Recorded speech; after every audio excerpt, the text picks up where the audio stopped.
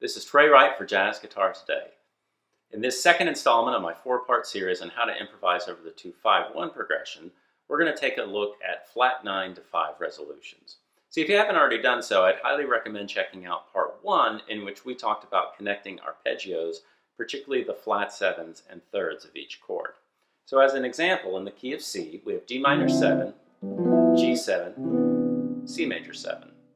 So the lines that we were focusing on last lesson sound something like this. So if I climb up D minor 7, there's my C note, which is the flat 7 of D. That resolves down by a half step to the 3rd of G. Then we have our flat 7 of G, which resolves by a half step to the 3rd of C. And in context, it sounds like this.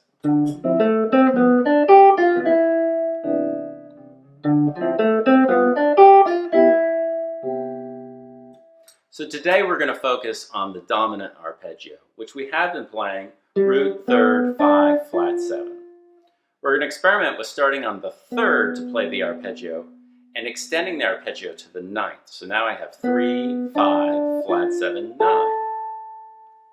We can lower the 9th to create some tension. So now I have 3, 5, flat 7, flat 9.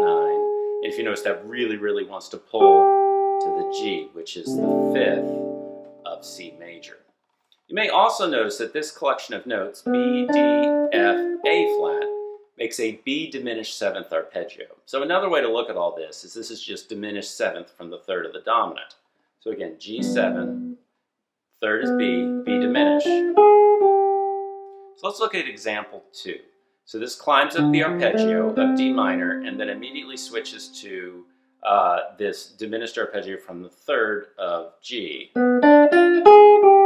So let's listen to this one in context.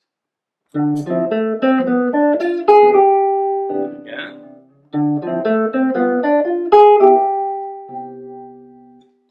In our next example, we're going to take a slightly different approach. So instead of ascending once we hit the B, we're going to descend. So we have 3, flat 9, root, flat 7 to 3rd of C. So this is actually going to give us our flat 7 to 3 resolution we worked on last time. Let's listen to this in context.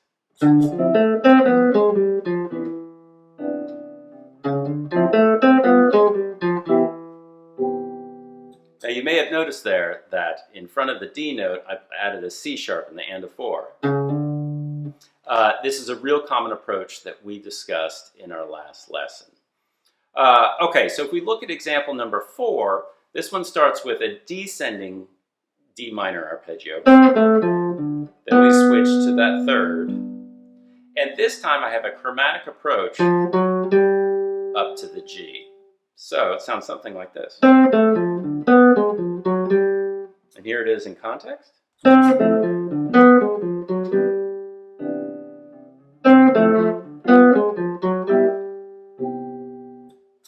Now if we look at example 5, this one is going to jump around a little bit. So once I hit the B, which is again the 3rd, the dominant, I'm going to jump straight up to the flat 9, which is A flat, and then do my chromatic approach.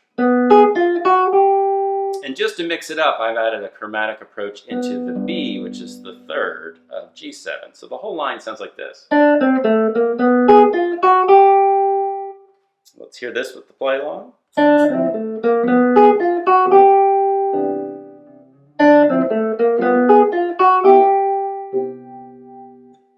So I would encourage you to experiment with these approaches.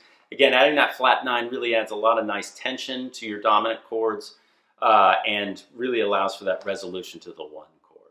If you have any questions, please reach out. Trey@treywright.com is my best email. And I hope you will like and subscribe my YouTube channel, which is @Trey Wright Trio. Thanks so much for watching.